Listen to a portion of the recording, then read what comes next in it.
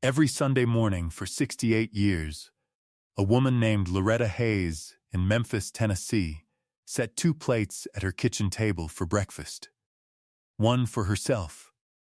One for the person she called, silently, in the private language of her interior life. The other one. She had done it since she was old enough to set the table. When her husband Earl had asked about it early in their marriage, she had told him the truth, that she had been born a twin, that her sister had been taken away at birth in 1954 by a state adoption agency that called the decision a matter of public welfare, and that she had set the extra place because she did not intend to eat alone every Sunday for the rest of her life if she could help it. Earl had nodded. He had never questioned the second plate again. He had died in 2009, and Loretta had continued setting it. For him now too, she supposed, though she did not say that to anyone. She just set three places, every Sunday, and ate alone. On a Tuesday afternoon in October 2020, on the Family Feud stage in Atlanta, Georgia, Steve Harvey looked at Loretta Hayes and said, "She's been setting a place for you too." He broke down before he finished the sentence. The production crew was not much better. And the woman who had been standing 15 feet away all afternoon, who had also been born on the same October morning in Memphis in 1954, also set two places at her kitchen table every Sunday. Also for 68 years. It was Tuesday, October 13th, 2020. The Trilith Studios complex was operating with a reduced audience capacity. 94 people. Not the usual 300, but what those 94 people witnessed that afternoon made up in depth for everything it lacked in scale. Loretta Hayes, 68, had driven to Atlanta from Memphis with her daughter Brenda, 44, her grandson Marcus, 22, and two neighbors from her church choir. She was a retired postal worker, 34 years, rain and heat, and the particular Memphis summer that people from elsewhere cannot fully believe until they've stood in it. With the broad, easy bearing of a woman who has spent decades delivering things to people and finding satisfaction in the completion of that small, reliable act. She wore a yellow cardigan. She had brought a pound cake. She had given it to the production assistant at the check-in desk because she had been raised to never show up anywhere empty-handed, and showing up to Atlanta empty-handed was not something she was going to do. On the other side of the stage, competing against the Hayes family, stood the Jefferson family from Nashville, Tennessee. Their team captain was a 68-year-old woman named Ruth Jefferson, a retired nurse, compact and precise in her movements, with the measuring, patient quality that 3 decades of hospital work gives to the people who survive it. Neither Loretta nor Ruth knew the other was there.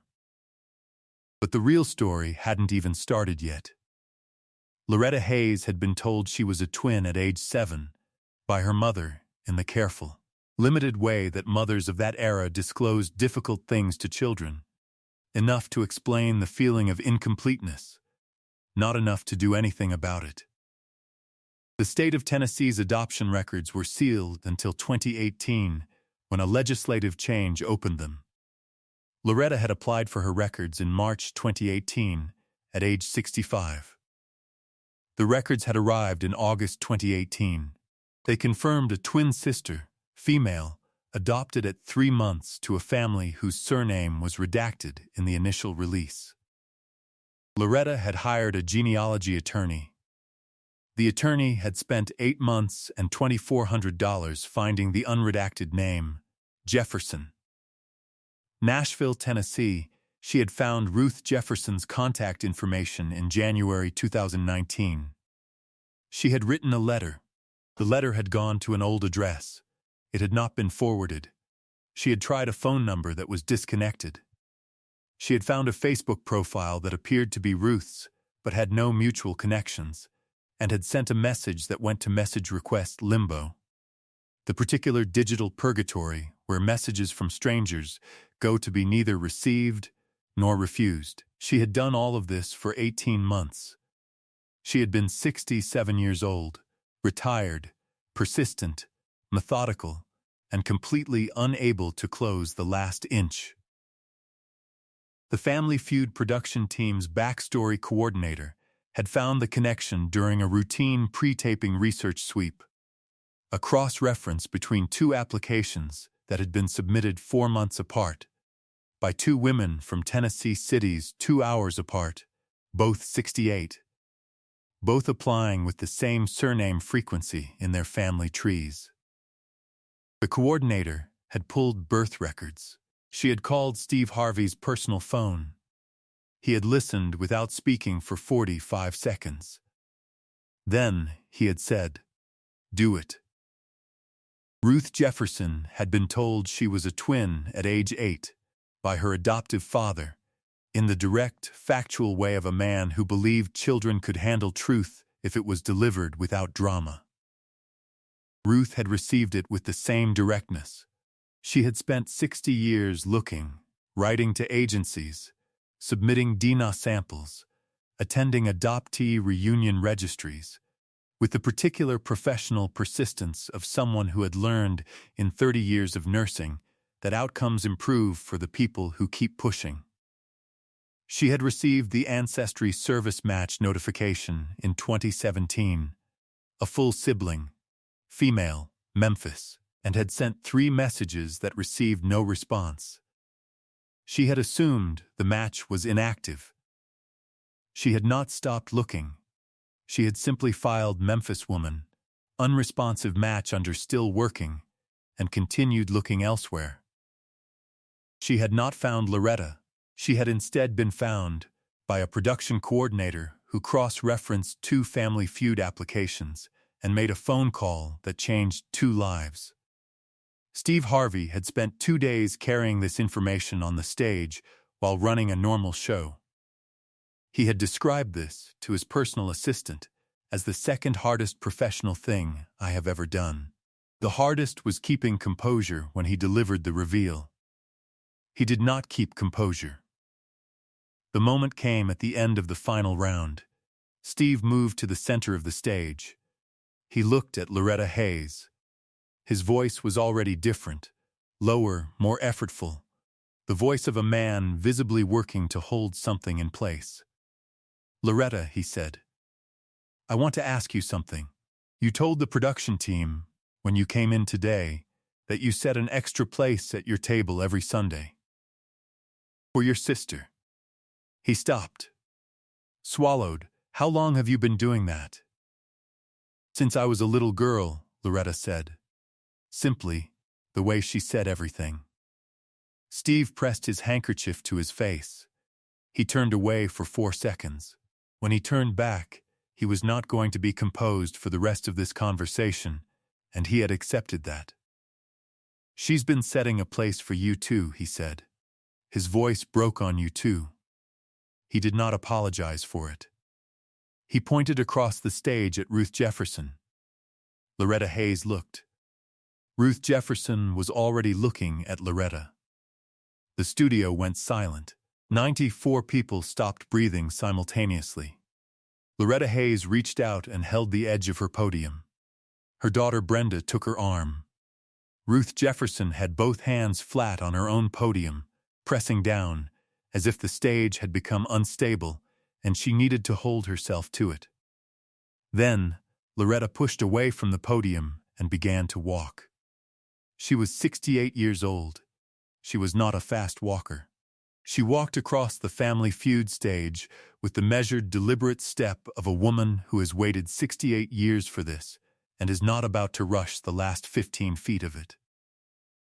Ruth Jefferson came from the other side. They met at center stage. They stood in front of each other, 2 68-year-old women with the same broad forehead, the same way of holding their chins slightly forward, the same hands. The hands their mother had given them both, and they had each lived with for 68 years without knowing they were shared. Loretta reached up and put her hand on Ruth's face. Ruth closed her eyes. The studio fell completely silent, in a way that 94 people and a full production crew managed to sustain for 47 seconds. And those 47 seconds were the most sustained communal silence ever documented in the show's history. Steve Harvey had knelt on the stage floor, not for effect, because his legs had decided this was the appropriate response to what he was witnessing.